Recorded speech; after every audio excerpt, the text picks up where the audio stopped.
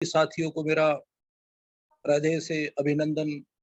बंधुओं, सबसे पहले तो बात यह है कि ये भारत का एक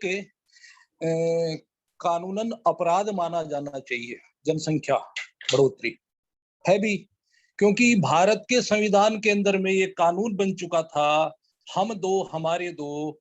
तो फिर वो 4 और 24 का प्रश्न क्यों आ रहा है? जिन लोगों ने भी उस समय ये जो बेकूफिया की या बेखूफिया हुई, उनका निस्तारण करने की आज बहुत बड़े स्तर पर आवश्यकता पड़ रही है। बंधुओं, भारत देश शुरू से सनातन परंपराओं का द्योतक रहा है, सनातन परंपराओं का बीजक रहा है। यदि पूरे ब्रह्मांड में देखा जाए तो एक छोटा सा देश अब ये हमारा बचा हुआ है।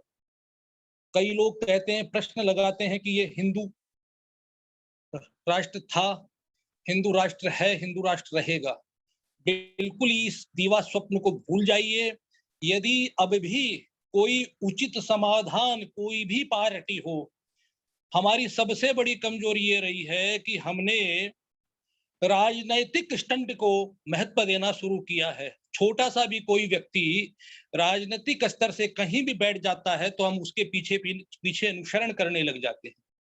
अभी पिछले 15-20 दिनों पहले उत्तर प्रदेश के माननीय पूर्व मुख्यमंत्री अखिलेश जी भाई साहब ने एक वक्तव्य दिया कि हम 2-2.5 साल बाद में हम आ रहे हैं, इसलिए आप लोग चिंता मत करो। उसी प्रकार ममता बानो ने वो करके दिखा दिया।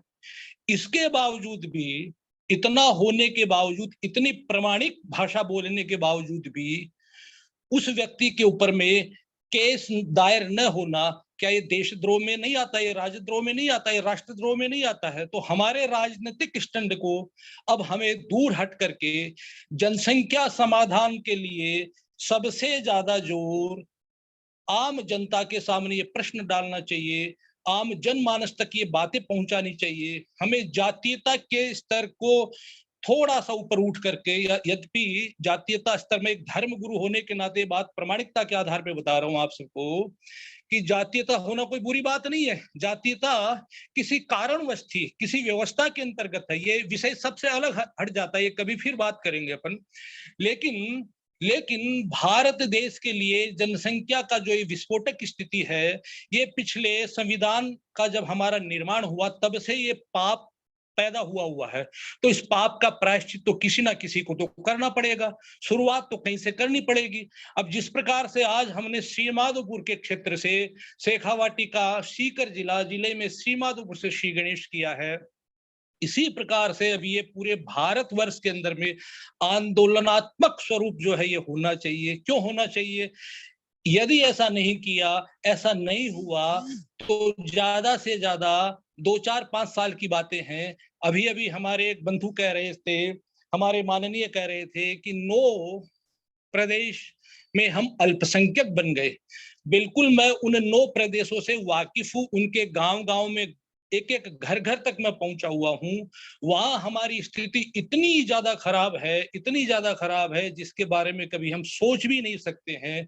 अभी पश्चिम बंगाल के चुनाव में जो दृश्य हम सब ने देखा, देख रहे हैं, सुन रहे हैं, यदि इसका वास्तविकरण सामने हम लोग देखें तो शायद जीना भी हराम है हम सबका।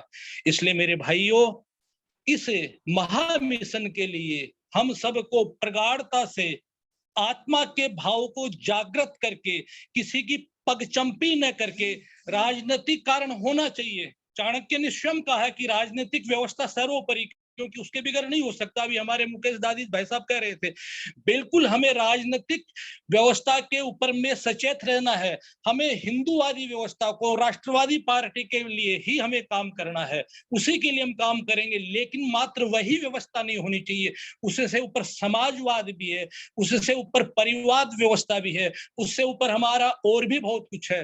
तो हमें संपूर्णता के साथ में पूरी की पूरी ताकत लगा करके, हमारे आत्मिक भाव को जागृत करके, एक बार फिर हम उठ करके खड़े होकर के विवेकानंद के उस महामंत्र को जागृत कीजिए। और हमें अपने आप को, स्वयं को जगाना पड़ेगा।